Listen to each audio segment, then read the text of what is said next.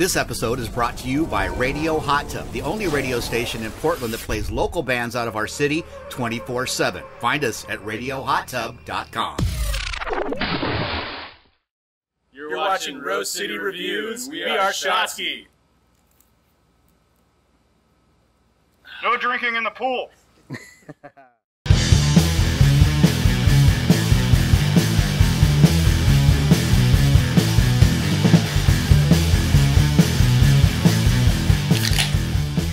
Alright, welcome to Rose City Review. Thanks for coming out. Today we have Shotski on board. Let's do, I'm going to do it with some kombucha, but let's do a little cheers. Cheers. Right. Cheers. Cheers. Happy Saturday, everybody. Yeah. I'll get you in there, too. So, Thanks for having us. Yeah. Super excited to be here. are you guys all Portland based? Are you originally from Portland, or how did you guys come to become Shotski? We're all Portlanders. Yeah. Vancouver. But Yeah. Sort of a greater Portland, kind of a Portlander. Yeah. Now, do you find that anybody ever makes fun of you from being from Vantucky? Because that's what I hear the Portlanders call. Yeah. We live in Vantucky, too. Yeah. I mean, you know, it's a little different up there, but I loved it. I loved growing up there. So you grew up there? Yeah, I grew up Okay. there. I've been down in Portland for like 5.5-ish, 6 years now. Okay. So Nice. but yeah. So how'd you guys meet each other? How'd you come together and form as Shotski? Connor and I kind of grew up together, and then Brandon and I met up through work. So Yeah. Okay. I mean, We- yeah, kind of. I mean, we didn't completely grow up together. I was his older brother was my friend from like 5th grade. Yeah. And then like after college, I think it was like, oh, Clark plays music. Let's get together. Yeah. And then they worked together, and so yeah. Yeah, so we had worked together, and we had kind of found out we both were into music, played, and we're kind of in the local scene and all that. So we had kind of started getting together and playing a little bit. And Clark was like, "Oh, hey, I know a guy that does drums." And so like we meet up for this practice in his brother's garage, and you're kind of it's like that weird like you haven't met the guy yet. You're like everybody's like sizing each other up, and you're like, "All right, well let's see what let's see what happens." And just kind of started clicking, and kept rolling from there. Is this the original formation? Like, has it just always been you three, or has there been some other people floating in and out? We made one cut. Yeah. One cut. We had another guitarist, but Okay. we just had to streamline a bit. I don't know. It's easy being a 3-piece. We're pretty lightweight. Yeah. It's like easy to coordinate and stuff. So Schedules line up a lot. yeah, we went from easier. 4 to 3, and we were doing like cover stuff at first, you know, and then we like kind of pivoted. We're like, all right, let's like be a legit band. Yeah. Covers with like 4-hour sets and just Dude, life as a cover band is Nightmare. a grind. Yeah, But I heard that cover bands get paid a little bit more than original music. Oh. very true. Our best days were playing 3-hour sets and just shitty bars. Yeah. But, I think you guys are totally a legit band. We just listened to your EP today, your new EP, Pipe Dream. It's pretty Coming awesome. out September 6th. September yeah, 6th. absolutely. Yeah. So tell the viewers a little bit about that, and maybe start off first with you talked about who plays what. You talked about you had a cut with a guitar player. Let everybody know what you guys play and what your role is in the band, and then maybe a little bit about Pipe Dream. Sure. My name's Clark. I play guitar and vocals. Yeah, I'm Brandon. I play bass and do some kind of backup vocals. I'm Connor, and I play the drums. Awesome. Yeah. We recorded Pipe Dream with Cam Spies, who's pretty active in Portland, and seems like he records everybody. He's super good at what he does. Recorded it at Trash Treasury, and Right under the Hawthorne Bridge. Yeah. I think it's like an old cement like, building. Cement building, yeah. Okay. Super cool. A bunch of like practice spaces. Yeah. It was Yeah, rad. it's cool. You do the load in like the old like shipping garage, so they like kind of slide open this thing. And you're like it's almost like walking down into like a dungeon. And you're, like, you kind of go down a flight of stairs, and you just kind of walk in. You open a door, and then all of a sudden there's this like just bitch in studio there. Nice. Yeah. That is nice. I've not been there, so Yeah. that Great. sounds awesome. Great space. Cam's a great engineer. Really like just crushed it mixing the record, and then like it's also I think a rehearsal space, right? Like I think like there's just music going on upstairs all the time. People kind of in and out. Really cool space. Sweet. Yeah. But yeah, Pipe Dream is, we did a 5-song EP, West Beach, first, and so this is kind of like our sophomore effort, and we just did the same thing. It's got 5 tracks on it, and we recorded it a while ago now. It was a couple months ago. So Yeah. we've just been getting it. We've been sitting on it, but we're stoked to get it out here in about a month. Yeah. It flows really well. It's straight through. It was just like, you know, I was super impressed listening to it, and then I was like, I wanted more at the end. So Yeah, was it nice. does. It goes super fast. Like Yeah. it starts and then it's over, and you're just like, whoa, wait, where's? I want more. I need more from it. But yeah, I think the runtime's like 16 minutes, and it's funny after you like all the effort of recording, you're like, all right, we have 15 minutes of music. Yeah, like we would love to get back and But you know, that's a great feeling, you know, because the listener's going to want more. So Hopefully. it's, you know, that's kind of like the goal of recording, right? For sure. Yeah. To always make the listener want more of what you're doing. So Yeah. I mean, I felt kind of that way too with West Beach. Like, Awesome. it was just like you just listen to it, and next thing you know, it's over. Like, Yeah. when have these guys been putting more stuff out? So, Yeah. it's super good. I always have West Beach like stuck in my head all Hell the yeah. time. If I listen to it that whole week, I'm like kind of singing the chorus. So. we hear that a lot, that our songs seem to get stuck in people's heads. Yeah. I don't know like what it is about the catchiness or what. Yeah. but That means you did something right. something sticks. Yeah. Yeah. The fucking around, Yeah. that's always in my head. That was too, playing in so. my garage last weekend. I played it like 3 times in a row. So it's so good. I was just like, that's great tune. We played a house party last night. It was in a neighborhood with like restaurants nearby and everything. I saw that on Instagram. It was super fun. But there's I don't know how many people, like 250, 200 or something, and everyone's singing "I'm Not Fucking Around" at the top of their lungs. Yeah, some people that are paying big money for their bamboo sushi right next door, listening to 200 people just blurting out F-bombs. Well, now tell us whose brainchild this Shotski that you had before us. Whose brainchild was this? This is a really cool idea. I like it. This is what, Shotski version 3? Yeah. we break one of these about every show. It seems like. Yeah, we either break them or we lose them. One of the two. Yeah, I mean, we came up with the name Shotski, and so logically we had to create one. Yeah. And what's behind? Yeah. the What's name? behind the creation of the name? I think Shotski is just all about having fun, and partying's a big part of that. And this Doing is shots like, and skiing. Right? yeah. We got a little bit down, a little bit. Hey, lower the levels, lower the levels. Level it down. 2, 3, 4. Shut!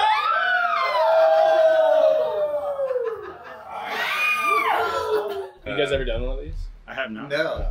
Yeah. Maybe today we Yeah, can do you one. guys, we gotta break that. Yeah. That'll be fun. Yeah. All right. Well, let's see. Let's talk a little bit about instruments that you guys play. Favorite guitars. Maybe a little bit about your drum kit or pedals. Anything unique that you guys find that you do with your setup. Brandon's kind of the equipment guy. He's just building out a studio in their house, and Yeah, I guess I'm the biggest nerd when it comes to that kind of stuff. But you'll rattle off like, "Oh, that mic's at that's whatever." I don't know what the hell you're talking about. Yeah, we live together in a house, and we have a basement, and we just moved in there a couple months ago. But he's just been like getting new gear all the time, like mics and stuff, because we're gonna try to record down there and stuff. Okay. And I kind of just watch, and I'm like, cool, yeah, man. yeah. Put that mic on my drum kit. Let's do it. Yeah. As far as gear, I guess, so I play a Music Man P-Bass clone, which I've been playing about a year now, and being in a 3-piece, you just really want something that can be chunky and kind of fill the sounds, kind of your role as a bass player in a 3-piece, and it's got that really nice thick tone and fits in the mix real good. And then my signal chain, it's funny, I've got a pedal board, and I think I used to be way more about effects, pedals, all that, but as time's gone on, I think it's gotten more simple, where I'm barely even using pedals anymore, just a clean signal into a good amp, and you just want that thick sound to just fill everything up. But, Yeah, that's how I feel too. I feel like less is more, and kind of our 3-piece sound. There's just a lot of open space, and I like that. So yeah, kind of think we work at kind of keeping it that way. So yeah. So correct me if I'm wrong. Yeah. Because I feel like when I saw you at Dante's, you only had probably 3 pedals, or yeah, I hardly use anything. So yeah. I really like just the minimalist approach. But What's a guitar you use? that's a Jazzmaster. Okay. Yeah, Fender. Yeah, it's got kind of the surfy vibe when you want it, and then can go bluesy. So I feel like it's kind of a versatile guitar. Nice. I like the surfy vibe. What about your kit? Yeah, it's funny. I think my kit could probably be simplified. Like, it's not quite as like streamlined as these guys. I kind of grew up listening to metal a little more, which is all about like a million toms and your double bass pedal and like a bunch of cymbals, right? So like I used to have this kit where I had all this stuff, and I've like kind of pared it down. But Big cymbal rack. yeah, but I have a DW Design Series matte black, awesome kit, love it. And then yeah, so it's got like two rack toms, a floor, and then 2 crashes and a ride. So Nice. yeah. I was gonna say, like, it's funny, like Connor coming from like more of like the metal background, like you play single kick during our shows, but like every now in rehearsal, all of a sudden you hear that double bass come out. It's like, Yeah, I try to slip in the double bass when I can. It's not really the surf vibe. I was gonna ask, being a Portland band and being in the circuit, what's some of your favorite Portland artists that you've played with, or what are some of your, or what's like one of your most favorite shows that you've played? It's a good question. Yeah. We like Catfish, who you guys had on. We were hanging out with them last night. I think they're a super talented group. They're a good group. yeah, great guys. Tonight Yeah. we're playing a show with 40 Feet Tall. They're super talented. Mm-hmm. Played a couple shows with Michelle, who goes by Tender Kid. She's super talented Yeah. as well. Cool. Yeah. Yeah, in general, I think I've been super impressed with like the musicians in Portland. So Yeah, we have as well. That's why we're here. I mean, every band that we've interviewed and all the bands that we have coming up that we want to interview, the whole reason is because we feel like there's a lot of talent, in this area. A lot of good music, and we just want to take that and deliver it to the masses. yeah, Yeah. everyone's doing their own thing too. It's cool going to shows and like picking up on little things that are different you never would have thought about, and like, oh, maybe we could, go this direction a little bit, or take this influence, or it's When you pretty speak about inspiring. influences, you talked a little bit about metal. What is growing up, or when you started to learn to play your instruments and get together? What are some of your influences that kind of brought you to where you are today, You want to go first? musically or otherwise? I really like Jane's Addiction and like Iggy Pop and stuff, sort of that genre, but I can't really pull that off myself. So I don't know. That's kind of how I view my influences, but I also see that it doesn't come off that way. But I don't know. That's kind of my end of the spectrum. But it inspired you to get into music, right? Oh, for sure. Yeah. Yeah. Just I still like collect vinyl, and those are my favorites, and that's kind of what. He and I kicked both off have for me. vinyl collections. So It's Very fun. cool. What about you, Brandon? Yeah, so it's funny. I grew up. My old man was really into like soul and Motown and funk. So I grew up listening to like James Brown, Tower of Power, that kind of vibe. It was a little different than Shotski, obviously, but so I kind of grew up and really cut my chops, kind of playing that, learning to play that, and playing, in like jazz band and different stuff like that. And then, at the same time, growing up in the kind of, mid 2000s, like obviously like the post punk and phase was really big, so you kind of pick up influences from that too, which is probably more similar to what I'm playing now. But it's kind of fun. I think what's really fun about our band is like you got somebody maybe coming from like a little bit more of like a metal background, somebody from that like classic like post punk Jane's Addiction era, and then me from a different, like we've had to try to figure out how to blend a bunch of different influences and styles and be like, okay, how do we find something that just works? And I think we got lucky and we kind of found it. For sure. That's awesome. Right on. What about you? What's some? Yeah, I mean, like I mentioned metal, but that's totally not completely like all I'm into. I don't know. I think I really like these days. I'm really into like kind of like garage rock, like the OCs and Ty Segall and Totally. stuff like that. Just kind of lo-fi, grungy stuff. That's definitely where my music head is at these days. Nice. Yeah, Just fits right in with the Portland sound, actually. So for sure. Yeah. That lo-fi sound is big in Portland. Yeah. yeah. Now, you mentioned that you have some vinyl. One of my biggest questions to you guys today is I love vinyl. Are you guys have any plans to release anything on vinyl? Definitely. You Yeah, listened to that's it, the didn't goal you? for sure. Yeah, I think. I mean, we'd love to. I think getting the right release and getting I think probably something beyond, you know, I think that's probably in the works at some point, but I think we'd want the right release and the right collection of songs to do it with. Because I think it is a bit of an investment getting it cut, getting it pressed, and all that, and so we'd be so stoked to just have a physical piece of That'd be awesome. music. But I think we're probably just not quite there yet. Save it for like a full length album. Yeah. What do you guys think of the cassette tapes that most like bands have? You know, I've been mulling that over in my head. You know, it's kind of a retro cool factor, but I struggle with the practicality of it. Where the hell because do you play? I'm not. I say I don't have a tape player. I have one little thing that I had to get because I recorded stuff on a 4-track many moons ago. Yeah. But it's not sound quality. It's just one little speaker, so it's like I don't have anything to play it on. Well, so. if you leave it in your car, that is, if you take it in your car, Yeah. it's going to nuke, Yeah. right? Yeah. And it has a shelf life that's shorter than other formats. Yeah. And it's got that vintage cool vibe, you know, kind of like vinyl, but just not as practical, I think. Yeah. But you might be in the right area where people would still buy it. Yeah. It seems like most Portland bands have some cassette tapes that you can pick up, but I don't know how I would play that. But Yeah, like it's more of a collector's item than Yeah. it is to listen to, I think. Yeah. Piece of swag just to like Yeah. have, Like, I got this, right? Yeah. I think we were choosing between that and the koozies, and we went with the koozie. These will definitely get use. All right, so let's see, a couple more questions, and then maybe we'll shift over into our next segment. But I don't know, anything you want to ask that you haven't asked? I do have one more question, I think, that I'll ask, and then if you've got anything. Your favorite show that you've played out together? I think the show we did in Seattle was really cool. For sure. I think it was just cool to like hit the road, and we had a really good turnout, and that was fun. But also the house party we played last night was super cool. I don't know, it was just different than playing in bars. I feel like it was like a good energy. Right. So those are two up there for me.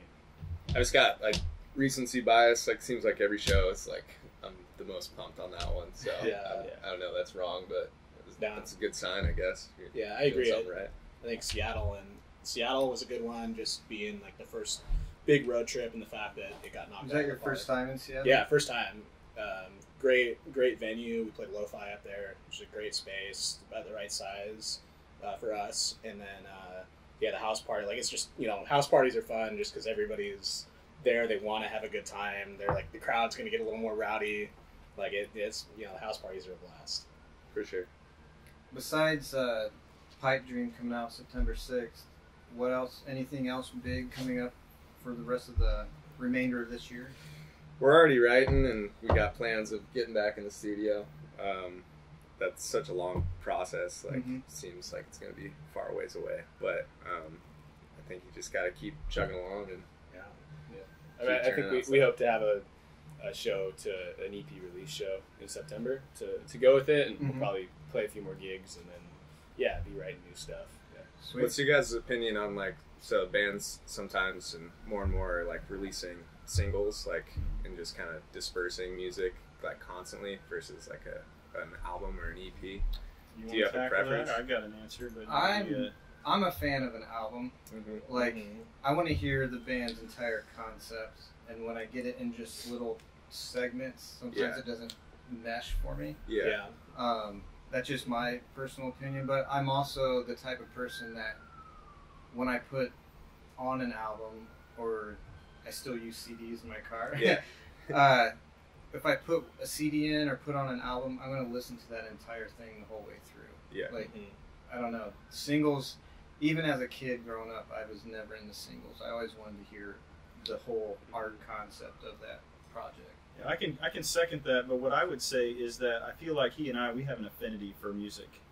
You know, he plays music as well, and we both listen to music. It's a significant part of our lives. So obviously we wouldn't be doing this if it weren't. But one of the things that I think about culture as a whole compared to when he and I grew up is, you know, I was always about the album too. My dad had albums. I would just sit and play with the records and the 8-tracks all day long. The And- Jesus records. Yeah, I mean, he had some of those too. But, you know, and so I like that, and I just became captured by the album, the art, the lyrics, the inserts. You know, more of the artist, and not just a flash in a pan, this single or this release. But what I feel like today in today's society, today's world, is that the average person, they need things in clips and sound bites and shorter. And so I don't necessarily think that it's a bad idea. Yeah. I think that you could have significant success with that because people don't want to watch anything very lengthy unless it's super captivating to them personally. They like chunked up smaller things, and it might be a good hook to pull them in to get them to listen to your full EP or album. Yeah. I think you're onto something there. Like, you know, in a lot of ways we've kind of commoditized music where like, you know, for $9.99 you can find like anything you want on your Exactly. on your phone, and so it's, you know, it's become such a disposable thing to people. Where like, oh, I don't like it, click. I don't like it, click. And so you know, as a band, it's like a really tough balance between like, okay, how do we stay like in the attention of people versus like how do we like make sure that we feel good about like what we're putting out there and you know, as an art form. And so it's a really hard balance trying to figure that out.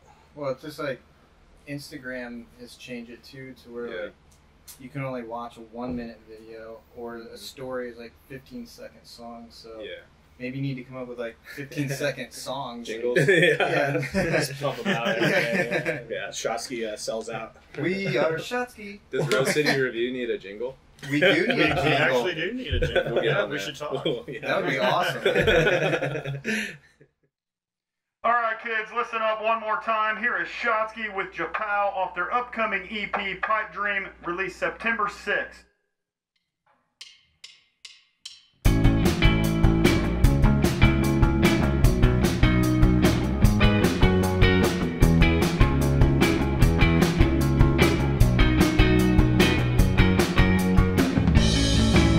Snow is falling hard in Japan. I know it like the back of my hand. Yeah, I know exactly where to go. You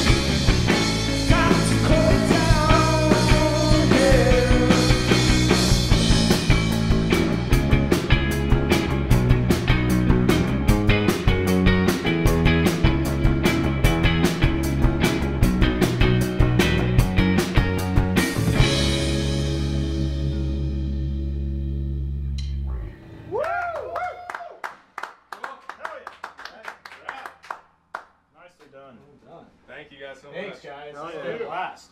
Super fun.